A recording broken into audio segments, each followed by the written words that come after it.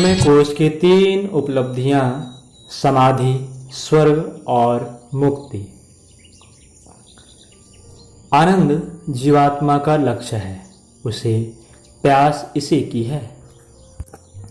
कस्तूरी का हिरण जिस प्रकार सुगंध की खोज में चारों ओर मारा मारा फिरता है, उसी प्रकार जीव आनंद की खोज में विविध कल्पनाएं करता, विविध योजनाएं बनाता और अगणित प्रयत्न करता है, पर हर सफलता अप्राप्त और असमाधान कारक ही बनी रहती है। हिरण की नाभि में कस्तूरी होती है और आनंद का अक्षय भंडार अंतःकरण की गहरी परत आनंदमय कोश में भरा रहता है। जो वस्तु जहाँ है उसे वहाँ तलाश न करके अन्यत्र ढूंढा जाए तो उससे भटकाव और थकान के अतिरिक्त कुछ नहीं मिलेगा। आनंद की मिठास अत्यधिक गहरी है। उसकी प्रतिछाया वासना, तृष्णा, अहंता में परिलक्षित होती है और उसकी कल्पना मात्र से पुलकन उठती है।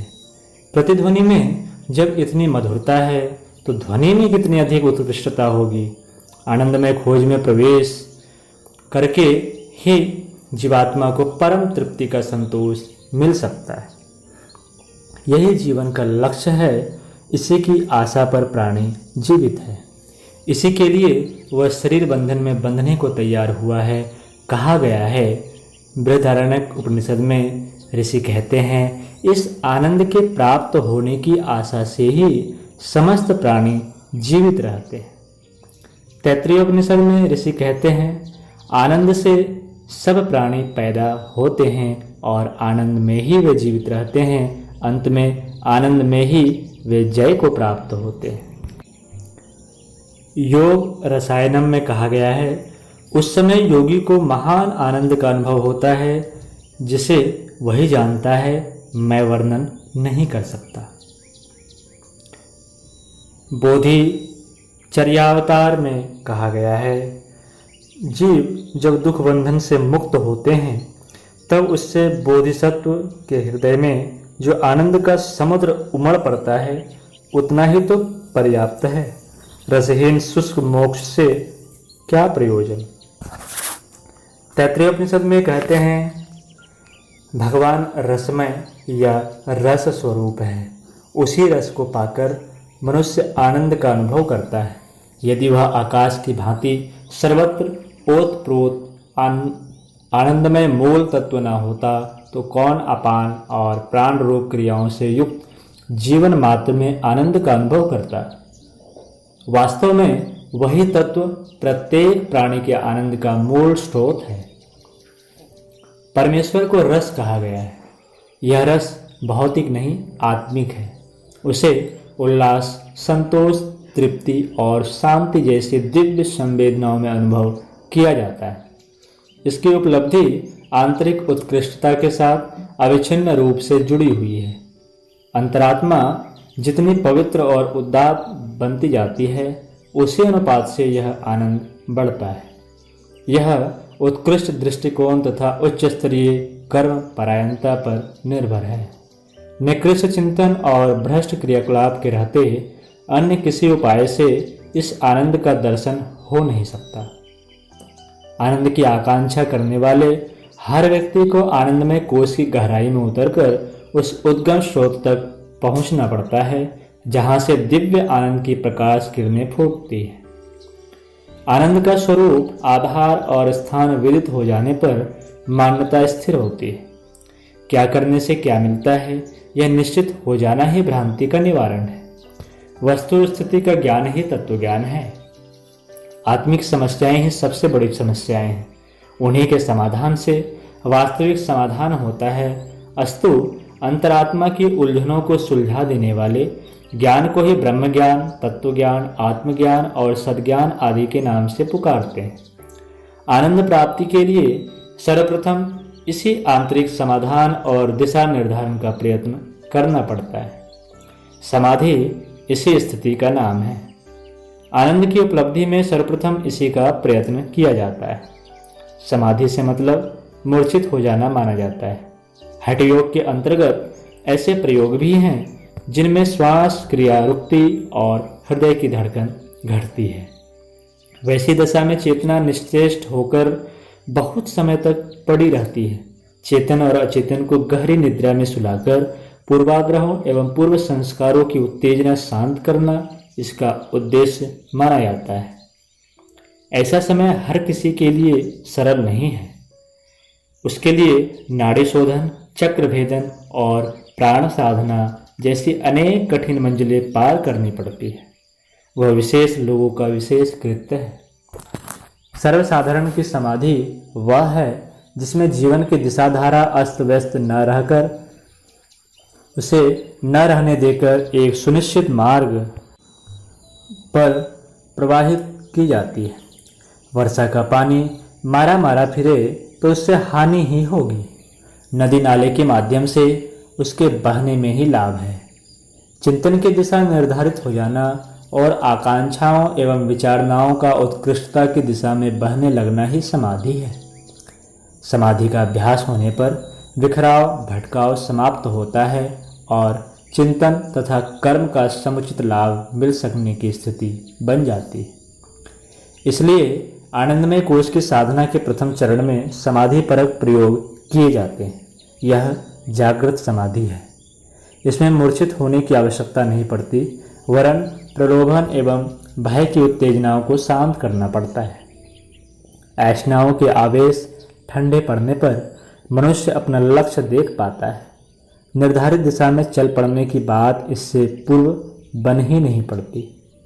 आनंदमय कोश के साधकों को जिस एकाग्रता की आवश्यकता बताई गई है वह एक केंद्र पर सोचते रहने की मानसिक विधि नहीं, वरन लक्ष्य का सुनिश्चित निर्धारण और अभिगमन है। ऐसी मन स्थिति को समाधिस्थ कहा गया है। भोज में कहा गया है जिसमें मन को विक्षेपों से हटाकर यथार्थ में एकाग्र किया जाता है, वह स्थिति समाधि है। दक्ष स्मृति में कहा गया है, विषय भोगों की चंचलता त्याग कर जिसने स्थिर मन स्थिति प्राप्त कर ली, आत्मबल प्राप्त कर लिया, उसकी स्थिति समाधि की ही है। हठयोग प्रदीपिका में कहा गया है, जैसे लवण जल में मिलने से जल की ही रूप में प्राप्त हो जाता है, वैसे ही आत्मा एवं मन का एक रूप होना समाधि कहलाता है। योग संख्या में कहा गया है, जीवात्मा और परमात्मा इन दोनों की एक रूपता को ही समता कहते हैं और उस नष्ट हुए संपूर्ण संकल्प जिसमें उसको समाधि कहते हैं। योग तत्वोपनिषद और भव संतरणोपनिषद में कहा गया है, जीवात्मा और परमात्मा की इच्छा एवं दिशा जब एक जैसी होती है, वे वियोग से हटकर एकत्व स्थापित करते हैं, तो उस स्थिति को समाधि कहते हैं। सौभाग्य लक्षण उपनिषद में कहा गया है, ललक और लिप्साओं की आकांक्षाएं नष्ट होने पर जब जीव और ब्रह्म के बीच एक दिशा का एकता का निर्धारण होता है, तो उस स्थिति को समाधि कहते हैं। प्रलोभनों की चंचलता शिथिल होने पर जो आत्म स्थिरता प्राप्त होती है वही समाधि है। आंतरिक दिव्य क्षमताओं का विनाश तो तृष्णाजन्य चंचलता से होता है। यदि वह उद्विग्नता न रहे, लक्ष्य की ओर चलने का निश्चित संकल्प बन जाए, तो अपव्यय रुकने से आत्मशक्ति का संग्रह और अभिवर्धन होता चलता है। फलतः कितने ही प्रकार की दिव्य क्षमताएं उभरती चली जाती हैं। इन विभूतियों का परिचय कितने ही रूपों में मिलता रहता है। योग रसायनम में कहा गया है, समाधि के नित्य अभ्यास से क्रमशः मन अंतर्लीन हो जाता है और अंतर्दृष्टि प्रकाशित होती है। स्वप्न में देखे गए पदार्थ मिथ्या होते हैं, जबकि समाधि स्थिति में अनुभूत बातें सत्य होती हैं तथा उनके द्वारा समाधि के उपरांत भी वास्तविक लाभ होता है। समाधि की आंतरिक स्थिरता प्राप्त होने पर साधक का दृष्टिकोण परिष्कृत होता है। वह विध्यात्मक और रचनात्मक गुणग्राही चिंतन पद्धति का अभ्यास करता है, अपने सद्गुणों को बढ़ाता है और दूसरों का सद्गुण प्रधान पक्ष खोजता है। सृष्टि में यूं कुरूपता भी विद्यमान है और मनुष्य में तामसिकता के अंश भी मौजूद हैं।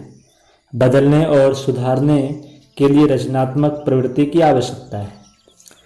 असहयोग, विरोध और दंड जैसे कटु कृत्यों का निषेध नहीं है, पर वे द्वेष और घृणा से प्रेरित नहीं, सुधार की हित कामना से होने चाहिए। इस प्रकार संसार के अशुभ पक्ष से निपटते हुए भी आंतरिक उत्कृष्टता स्थिर रखी जा सकती है। श्रेष्ठता का पक्ष तो अधिक मात्रा में है ही। अंधकार से प्रकाश इस संसार में अधिक है। दुष्टता की तुलना में श्रेष्ठता कम नहीं है। उसी को खोजा हुआ अपनाया जाए, संपर्क संबंध उसी से साधा जाए और उसी के अभिवर्धन परिपोषण में निरत रहा जाए तो मस्तिष्क में निरंतर सात्विक उत्साह छाया रहेगा। सौंदर्य दृष्टि विकसित होने पर विश्वव्यापी सौंदर्य का दर्शन होने लगेगा। पदार्थों और प्राणियों में पाई जाने वाली श्रेष्ठता के संपर्क में आने से शिवत्व की झांकी मिलती है। इस विश्व के मूल में ब्रह्म सत्ता ही अलौकिक है। यह समझने वालों को सत्य की प्राप्ति होती है। परिष्कृत दृष्टिकोण वालों को सत्यम शिवम सुंदरम का दर्शन हर घड़ी होता है और सर्वत्र स्वर्ग की उपस्थिति प्रतीत होती है।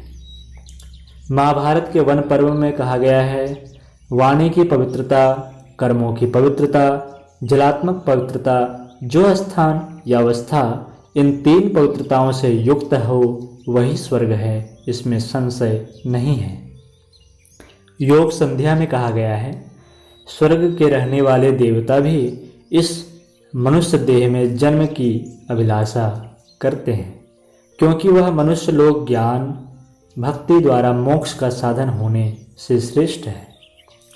महोपनिषद में कहा गया है, जो केवल प्राप्त भोगों का उपभोग करने वाला, आकांक्षाओं से रहित तथा किसी के प्रति ईर्ष्या द्वेष नहीं करता, वह जीवन मुक्त है। शुक्र नीति में कहा गया है, जिसकी कीर्ति जब तक भूमि में टिकती है तब तक वह स्वर्ग में रहता है। अब कीर्ति ही नरक है, दूसरा नरक परलोक में नहीं है। सतपथ ब्राह्मण में कहा गया है, स्वर्ग कहीं अन्यत्र नहीं, अपने ही भीतर है। समाधि और स्वर्ग के उपरांत आनंदमय कोश की तीसरी उपलब्धि है मोक्ष। मोक्ष अर्थात बंधन मुक्ति। बंधन अर्थात पिछड़ेपन के कुसंस्कार कसाय कलमश। जीव को बांध सकने वाली संसार की और कोई शक्ति नहीं है। उसकी निज की दुर्बलताएं और निकृष्टताएं ही प्रगति के पथ पर बढ़ चढ़ने से रोकने वाली सबसे बड़ी बाधाएं हैं। मकड़ी अपना जाल आप बुनती और उसी में फंसी रहती है। रेशम के कीड़े भी अपना बंदीगृह आप बनाते हैं। मनुष्य के भवबंधन उसी ने अपने हाथों विनिर्मित किए हैं और स्वयं ही उन्हें हथकड़ी बेड़ी की तरह धारण किया है। भेड़ों के झुंड में पले सिंह शावक की तरह ओछेपन का आवरण अपने ही अज्ञान से हमने ओढ़ा है। बंधनों का कितना कष्ट होता है इसे पशु पक्षी तक जानते हैं, जो व्यवस्था की तनिक भी कमी आने पर बेतरह भाग खड़े होते हैं, भले ही उन्हें कितने ही अभावों और संकटों का सामना क्यों न करना पड़े। मनुष्य ईश्वर का सबसे बड़ा राजकुमार है। उसकी संभावनाएं असीम हैं।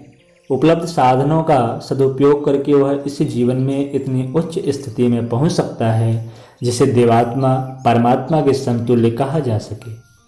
इस प्रगति में परिस्थिति की नहीं, मनः स्थिति की ही प्रधान बाधा है।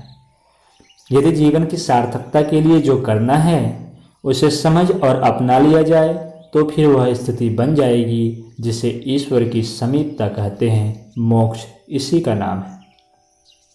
मोक्ष के संबंध में विचित्र मान्यताएं प्रचलित हैं। कोई इसे जन्म मरण व आवागमन से छुटकारा बताता है, कोई संसार को छोड़कर किसी अन्य लोक में चले जाने की कल्पना करता है। किसी को काम न करने की, बैठे ठाले हर इच्छा पूरी होते रहने की स्थिति मोक्ष प्रतीत होती। किन्हीं किन्हीं की उड़ान विचित्र है। वे भगवान का कोई विशेष नगर, ग्राम, लोक मानते हैं और उनके पास दरबारियों की तरह जा विराजने की कल्पना करते हैं। सालोक्य, सामीप्य, सारूप्य और सायुज्य, ये 4 स्थितियां मुक्ति में मिलने की बात बताई जाती है। सालोक्य का मतलब है भगवान के लोक में अपने लिए भी एक फ्लैट बना जाना। सामीप्य का अर्थ है उसके दरबारी कर्मचारियों में नियुक्ति होना। सारूप्य का अर्थ है भगवान जी की डमी कापी बनकर रहना। सुरक्षा के लिए डिक्टेटर लोग प्रायः अपनी ही शक्ल सूरत का एक दूसरा आदमी रखते भी थे, जिसे खतरे के स्थान पर भेजकर वे स्वयं सुरक्षित रह सके। सायुज्य का तात्पर्य है साझेदारी। उनकी संपत्ति अथवा सत्ता में अपनी घुसपैठ बन पड़ना, यह सायुज्य मुक्ति कही जाएगी। ये सभी उपहासास्पद बाल कल्पनाएं हैं। इन्हें आलंकारिक वर्णन के रूप में प्रस्तुत किया गया है, पर उदाहरणों को तथ्य मान लेने की भूल अपना ली गई।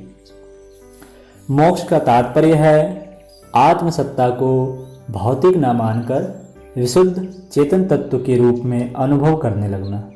सुख अनुभूति, प्रसन्नता और एवं सफलता भौतिक साधनों से मिलने के स्थान पर आंतरिक परिष्कार के आधार पर उपलब्ध होने के तथ्य पर विश्वास करना। पशु प्रवृत्तियों की कुसंस्कारिता से छुटकर मानवीय दैवी संस्कृति को व्यवहार में उतारना। उत्कृष्टता ही ईश्वर है। ईश्वर की समीपता अथवा प्राप्ति का मतलब है अपनी आकांक्षाओं, चेष्टाओं व दिशा धाराओं को उत्कृष्टता के साथ अविच्छिन्न रूप से जोड़ देना। लोकमानस व लोक प्रवाह जिस स्वार्थ एवं पतन की दिशा में बहता चला जा रहा है, उस व्यवस्था से अपने को मुक्त कर देना। मछली की तरह धार को चीरते हुए उल्टे प्रवाह में तीर सकना। यह अंतः स्थिति जिसे भी प्राप्त हो उसे बंधन मुक्त कह सकते हैं। जिस मोक्ष अथवा मुक्ति को जीवन का परम फल बताया गया है, वही स्वरूप यह है। उसका स्वरूप यही है। मरने के बाद स्वर्ग या मुक्ति का लाभ मिल सकता है, ऐसा सोचना व्यर्थ है। ये उपलब्धियां इसी जीवन की हैं। इनका आनंद इसी जीवन में आज ही मिलना चाहिए। यह सब कुछ दृष्टिकोण के आंतरिक स्तर के परिवर्तन पर निर्भर है। मुक्ति जीवित रहने पर ही मिलती है। मरने के बाद जो कुछ होता है वह जीवित स्थिति की प्रतिक्रिया भर कही जा सकती है। अस्तु आत्मिक प्रबल पुरुषार्थ की सुखद उपलब्धि इसी जीवन में मिलने की बात सोचनी चाहिए। जीवित रहते ही यह स्थिति मिलती है, इसलिए उसे जीवन मुक्ति भी कहा जाता है। मुक्ति जीवन मुक्ति का ही संक्षेप है। निकृष्टता से, ओछेपन से छुटकारा पाने वाला कोई भी व्यक्ति इसी जीवन में मुक्ति का आनंद ले सकता है। इस संदर्भ में शास्त्रकारों का अभिमत इस प्रकार है। महोपनिषद में ऋषि कह रहे हैं, जो उद्वेग और आनंद से रहित, शोक अथवा हर्षोत्साह से ममत्व एवं स्वच्छ बुद्धि वाला है, वह जीवन मुक्त है। तंत्र कौस्तुभ में कहा गया है, घृणा, शंका, भय, लज्जा, गुस्सुप्ता, कुल, शील और शक्ति, ये 8 पास हैं। जो इनमें बंधा है सो पशु है और जो मुक्त है सो शिव है। महोपनिषद में ऋषि कह रहे हैं, जिसने अहंकार के भाव का परित्याग कर दिया है, मान मत्सर के विकार से मुक्त हो गया है, जो उद्वेग रहित होकर कर्म में रत है, उसे ही ज्ञानीजन जीवन मुक्त कहते हैं। आगे महोपनिषद में ही ऋषि कहते हैं, विश्व के सभी अर्थ जालों के मध्य स्थिर होकर भी पराये धन से निष्प्रह, रहने वाली धर्मात्मा के समान जो पुरुष निष्प्रह रहता है वह आत्मा में ही पूर्णता का अनुभव करने वाला महात्मा जीवन मुक्त है। आगे ऋषि कह रहे हैं, बंधन और मोक्ष में केवल 2 पद का अंतर है। मेरा है यही बंधन है, मेरा नहीं है यही मुक्ति है। महोपनिषद में ही आगे ऋषि कहते हैं, जो वृद्धावस्था, मृत्यु, विपत्ति, ऐश्वर्य, भोग एवं दारिद्र्य में समभाव रखता हुआ सब स्थितियों में संतुष्ट रहता है वह जीवन मुक्त है।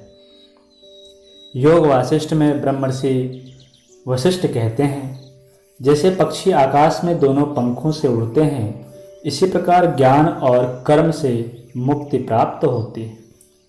योग संध्या में ऋषि कह रहे हैं, किसी स्थान विशेष में या लोकांतर में निवास करने का नाम मोक्ष नहीं, अज्ञान रूपी हृदय ग्रंथि का नाश ही मोक्ष है। मार्कंडेय पुराण में महर्षि मार्कंडेय कहते हैं, अप्रमादी, पवित्र आत्मा, इंद्रजयी, सम्यक बुद्धि, ब्रह्मपरायण व्यक्ति अपने ही पुरुषार्थ से जीवन मुक्त बनते हैं। योग वासिष्ठ में महर्षि वशिष्ठ कह रहे हैं, मोक्ष का स्थान आकाश, पाताल या भूतल नहीं है, भ्रांतियों और संशयों का नष्ट हो जाना ही मोक्ष है। शिव गीता में भगवान शिव कह रहे हैं, जब अंतरात्मा का समाधान हो जाता है, शांति और समता रहती है तो अपने भीतर आत्म ज्योति का दर्शन होता है। इसी अंतः स्थिति को मुक्ति कहते हैं। न्याय सूत्र में महर्षि गौतम कहते हैं, दुखजन्य प्रवृत्ति, दोष, मिथ्या ज्ञान आदि अवरोधों से छुटकारा पाना ही मोक्ष है। निरालंबोपनिषद में ऋषि कह रहे हैं, ममता शाश्वत और नाशवान का, सुख और दुख का गलत सही निर्धारण ही बंधन और मोक्ष का कारण है। आनंदमय कोश अंतरात्मा का उच्चतम स्तर है। उसमें पवित्रता एवं उत्कृष्टता की मात्रा बढ़ने से समाधि, स्वर्ग और मुक्ति का दिव्य रसास्वादन संभव होता है। इस ब्रह्मानंद को ही परमानंद कहा गया है। सच्चिदानंद प्रभु की उपलब्धि अपने ही अंतःकरण में इसी आंतरिक प्रगति के आधार पर संभव होती है। आनंद का वास्तविक स्वरूप यही है। आनंदमय कोश की साधना से इसी चरम उपलब्धि की दिशा में बढ़ चलना संभव होता है। आनंदमय कोश की साधना अंतिम है। इसी में 27 प्रकार की समाधियां लगती है। शब्द ब्रह्म का साक्षात्कार होता है और अनहद ध्वनि से दैवी संदेश सुनाई पड़ते हैं। बिंदु साधना से ऋण और धन, विद्युत कणों की गतिविधि पर नियंत्रण करने की सामर्थ्य पैदा होती है। आपती और व्याप्ति कला के अभ्यास से ओजस और तेजस तत्वों पर अधिकार हो जाता है। तुरीयावस्था में जो सच्चिदानंद का अनुभव होता है उसके बारे में तैत्तिरीय उपनिषद में कहा गया है कि यदि कोई मनुष्य पूर्ण स्वस्थ, सुशिक्षित, गुणवान, सामर्थ्यवान, सौभाग्यवान एवं समस्त संसार के धन संपत्ति का स्वामी हो तो उसे जो आनंद हो सकता है उसे एक मानुषी आनंद कहेंगे। ऐसे करोड़ों गुणे आनंद को तुरीयावस्था का ब्रह्मानंद कहते हैं।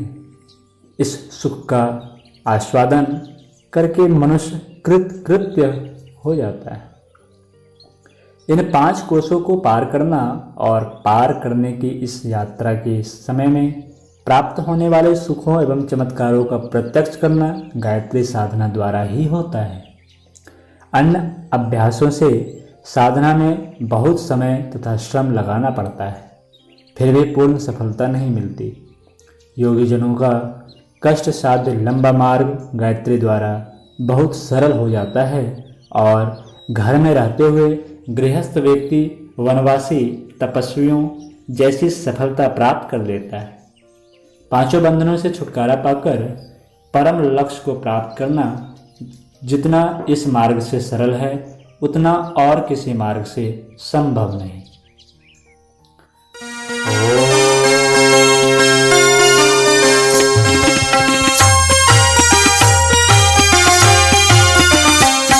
चलो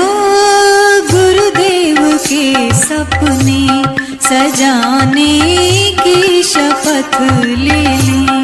चलो गुरुदेव के सपने सजाने की शपथ